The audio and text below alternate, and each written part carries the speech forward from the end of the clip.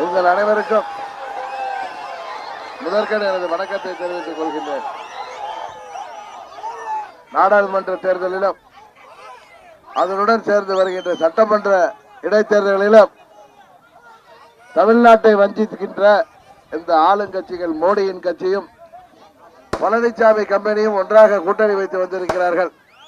அவர்களுக்கு தக்க பாடம் புகட்ட வேண்டும். இந்த தேர்தலிலே தமிழ்நாட்டு நலன்களை எல்லாம் புறக்கணித்த, தமிழ்நாட்டை வஞ்சித்த, தமிழ்நாட்டிலே ஏதாவது ஒரு பிரச்சனை என்றால் புயல் அடித்தாலும் சரி, பஞ்சம் வந்தாலும் சரி, தமிழ்நாட்டை மறந்துவிட்ட மோடிக்கு தூத்துக்குடியிலே 13 பேர் துப்பாக்கியால் சுடப்பட்டு இருந்த பிறகு அவர்களை கூட கண்டுகொள்ள நேரம் இல்லாத மோடி இன்றைக்கு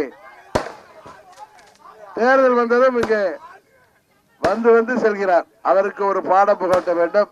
அதுபோல மதச்சார்பற்ற கூட்டணி என்ற பெயரில் வருகிற திமுகவிற்கு நீங்கள் பாடம் புகட்டுகின்ற தேர்தல் இது. திமுகவை சேர்ந்தவர்கள் ஏதாவது சொல்லி மீண்டும் பாராளுமன்றத்திற்கு சென்று அமைச்சர்களாக வேண்டும்.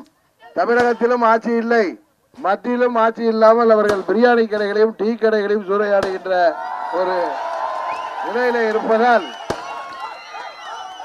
அவர்கள் எப்படியாவது நாடாளுமன்றத்தில் சென்று விட வேண்டும். 15 வருடங்களாக அங்கே இருந்து அத்தனை சுகங்களை அனுபவித்தோம். தமிழ்நாட்டு மக்கள் நம்மளை புறக்கணித்து விட்டார்களே என்று இன்றைக்கு ஏதோ வேஷம் போட்டு காங்கிரசுடன் கூட்டணி வைத்து வருகிறார்கள். காங்கிரஸ் கட்சி ஆட்சியில் இருந்தபோது தமிழ்நாட்டிற்கு என்ன செய்தது என்ற கேள்வி இன்றைய வரை நமக்கு விடை கிடைக்கவில்லை. அதனால்தான் சொல்கிறேன், ஆட்சியிலே இருக்கின்ற இந்த துரோக கட்சிகளையும் ஏற்கனவே ஆட்சி செய்து ஏமாற்றியவர்களுக்கும் பாடம் கட்டுகின்ற விதமாக நல்லதோர் மாற்றத்திற்கு, தமிழ்நாட்டின் நலனுக்கு, தமிழ்நாட்டின் வளர்ச்சிக்கு, அனைத்து தரப்பு மக்களின் உயர்வுக்கு நீங்கள் வாக்களிக்க வேண்டிய சின்னம் பரிசு பெட்டகம். பரிசு பெட்டகம் உங்களது வேட்பாளர் அருமை சகோதரர் புவனேஸ்வரன் என்று சொல்லி விடைபெறுகிறேன். நன்றி, வணக்கம்.